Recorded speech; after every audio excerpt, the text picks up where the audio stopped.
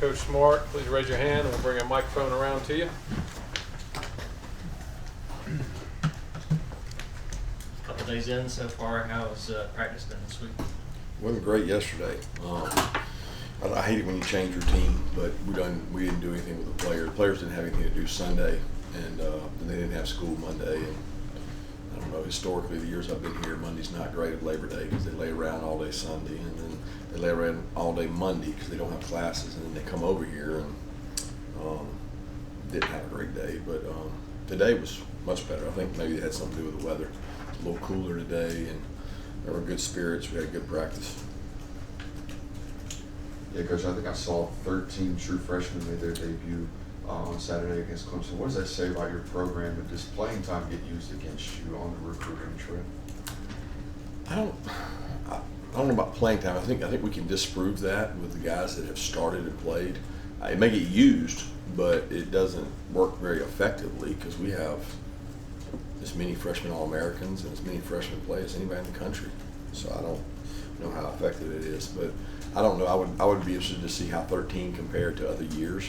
Obviously, the type of game you play in would dictate that. Meaning, last year we probably had more than 13 play because of the score and the differential. A couple years ago against Clemson, probably didn't have many. I know one that did, but I don't know many more than that one. But every year is different. It's about their development. I think so many freshmen across the country right now are so caught up in, am I going to play? Am I going to play this week? Am I going to travel? What am I doing? Did I make the right decision? Because all they got to think about is the alternative of where I can go. And if you just be where your feet are and get better, you'll come out on top in the end. Coach, kind of follow up on that. How much more are freshmen more ready to play now than maybe they were 5-10 years ago? Oh, they're not. They're not? Oh, no. They're having to play out of necessity. They're having to play out of the fact that we got more transient rosters. I mean, they're not any more ready to play physically, mentally, that disposition. No, not many freshmen are. Let me say this: in our league, playing in our league, SEC to SEC, if you're playing with a lot of freshmen, you're in trouble because they're not physically developed. That doesn't mean one can't do it, but you don't want to be out there playing with a lot of freshmen. Kirby, as you go back and watch the film from Saturday, what stood out to you about the way that Raylan played? I haven't gone back and watched the film from Saturday since Saturday night. That game's over and done. I'll speak about Raylan, but I can't tell you the first thing because I'm on and popping to the next one. Raylan worked really hard in camp. He had some struggles with cramping, and he wasn't able to finish some practices, and he missed a little time. Not really injured, just not being able to finish it up. And I thought that hurt his stamina in camp. And then the last week, he started playing better and better and better in practices, and then that carried over a little bit into the game. I think he's much more confident in the scheme. He's seeing things well. He had some nice plays Saturday. He's a really good athlete. Yeah, to kind of just follow up on linebackers, you talked a lot about how offense has changed, playing white space. How has that changed how you recruit, I guess, inside linebackers specifically, as much as they have to play in space, cover tight ends, everything like that? Yeah, it's a premium now it probably used to go, size, speed, toughness, keys, and now it goes speed, intelligence, space player, size, toughness. It just changes the order because it's a priority to have length. It's a priority to be able to match up and play in space. And you got to be able to run, cover down. I mean, you're in conflict every play. You got this gap, but you also got to go play the bubble. You got to see counters, pulls, RPOs. It's absolutely insane how much you're having to defend now compared to 2012. Yeah, what does Dan Jackson bring to this program, and what does it say about his ability to have, whether it's Malachi, veteran, or KJ, whoever's at that other safety spot, he's able to keep that sort of secondary at that same high standard? Dan's a product of toughness, the program. I mean, first of all, we're lucky to have Dan Jackson because we fell into it. We didn't do one thing to earn Dan being here. He came to us, and he has made himself into a really good football player, but he did that through hard work. He's proof that if you stick around and you have toughness and you're smart, you're gonna play. I mean, we got millions of examples of kids that have come here, have showed toughness, stuck around, and played. Cash, Prather, I mean, all these guys have done it. And Georgia has a long history of great walk-ons, and he's one of those. Coach, I wonder how Jordan Hall is doing now. Xavier McLeod about his progress. Yeah, they're both doing great, man. They were running today, flying around sideline, like just running, not practicing, but running, straight line, cutting.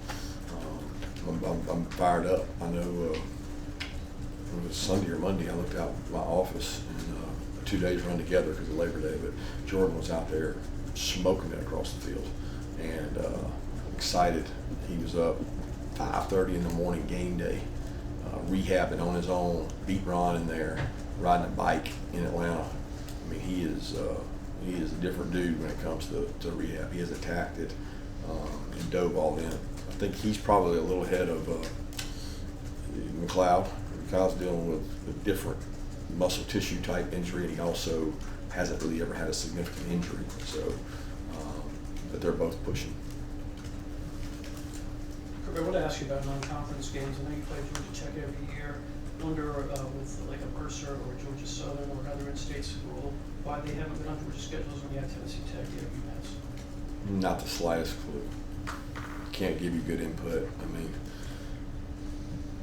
the schedule I have now, as far as I know, I inherited it. If I didn't inherit it and I'm lying to you, I don't know. I didn't go down the schedule and say, "Ooh, let's go play Tennessee Tech over Georgia Southern or Mercer." I mean, I don't know. It's probably a better question for Josh Brooks. Kind of on that note, I talked to Bobby Waller today. He said he wasn't thrilled about coming down and playing Georgia in Sanford Stadium. Lost his quarterback this past weekend, and there's obviously those differences and everything. As you as the host coach, you've been outspoken about you want to help these programs out. You want to bring them in.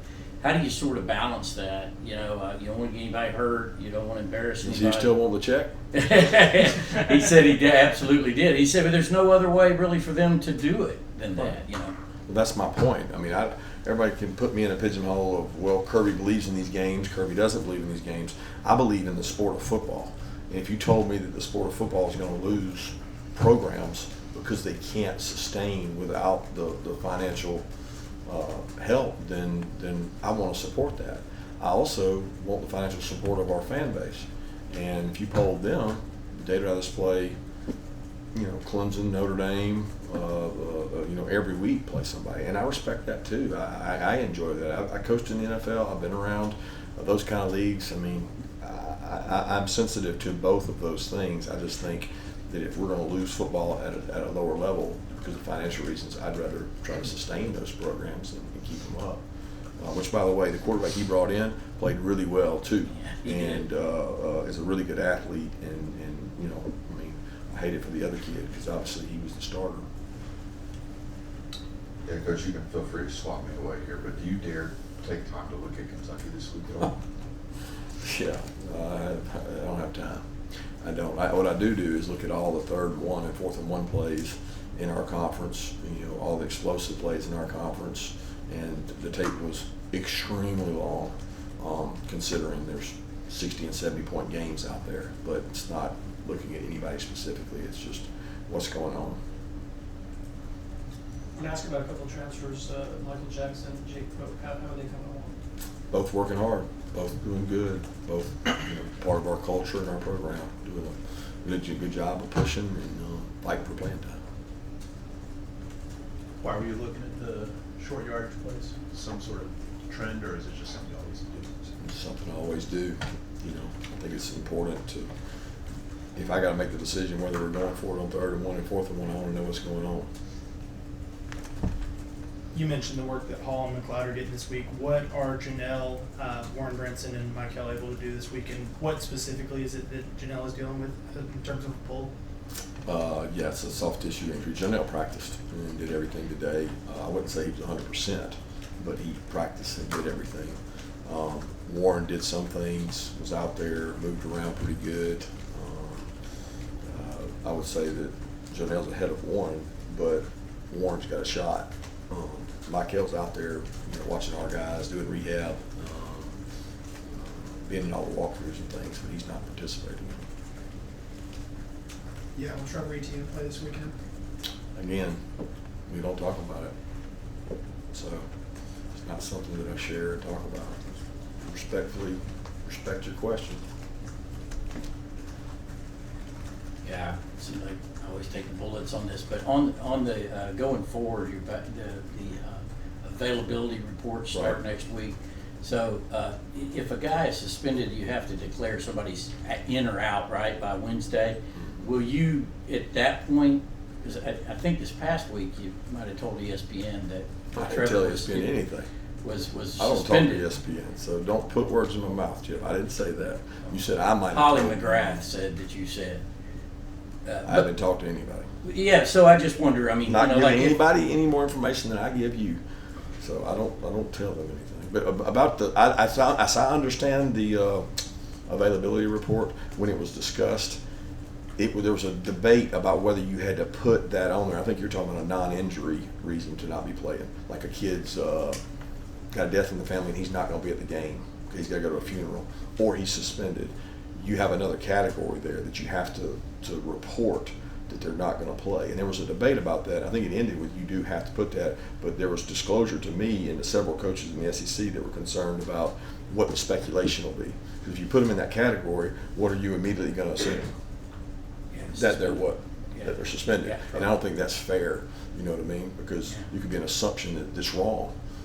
But I think you do have to disclose that in there. I'm not 100% accurate on that. We haven't had to worry about it because we're not to Kentucky week.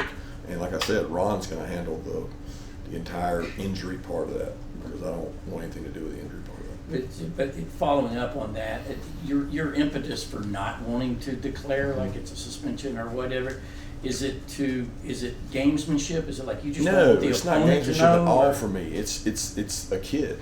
It's a kid, his family. It's respecting. When recruits come in my room, they say, we respect the way you handle things because a kid takes enough drug through the mud, headlines, everybody puts it out there. And then nobody knows if it's wrong or it gets dropped or any of that. They never get to do that. I want to defend the kid. And to discuss it again and say it again, then it's another whole headline out there. So it's not gamesmanship in any way, shape, or form for me. It's just I don't want that for the kid. I don't want to have to go through that again. That's why I don't discuss it. Thank you. Coach, you emphasized that you tried to instill toughness in your players early on. Were you pleased with what you saw from your freshmen in terms of toughness against Clemson? I don't know. I didn't see. I mean, had a couple freshmen go in and get knocked off the ball. I mean, so no, I wasn't real proud of that. But I had some guy. I don't know that a freshman got to show toughness. Okay, there was not enough snaps. I mean, what freshman took the most snaps? KJ Bolden. He didn't have to show a lot of toughness. He wasn't up there in the trenches, and he had some nice tackles. He had some nice plays, but he didn't have to show toughness. You know, Nate Frazier had some nice holes and made some nice cuts, but he didn't have to show toughness. So, I mean, I respect your question, but I don't know how to answer it because I don't know that our freshmen had to show toughness. Monroe was in there pretty early on Saturday. Just where has he grown the most since he arrived last year? He's physically stronger, mentally in a better place, more confident in the system. I mean, we wouldn't put him in there and rotate him if we didn't have a lot of confidence in him. So he's going to continue to get better. Curious what you think of the 2-minute warning or 2 minute timeout, whatever they're calling it. I mean, I think it's an extra timeout. You know, like I've said repeatedly, I think it's going to get coaches more criticized. It's another thing that you can screw up, and you got to be really smart. I'm not talking about me now. I'm talking about you got to be really smart to not screw it up, based on the analytics and all the things. A lot of people just say, "Oh, I'm not worried about that. I'm just going to play with my gut." But when you read all the analytics into it, it's pretty deep. Yeah, Coach, you have someone on staff that's sole job is to pay attention to clock minutes or anything like that, or is that Yeah, all? we got 3 or 4 people on staff that do that, and I think it's really critical that you got people covering your back. Any more questions for Coach Smart? Thanks, guys. All right, thank you.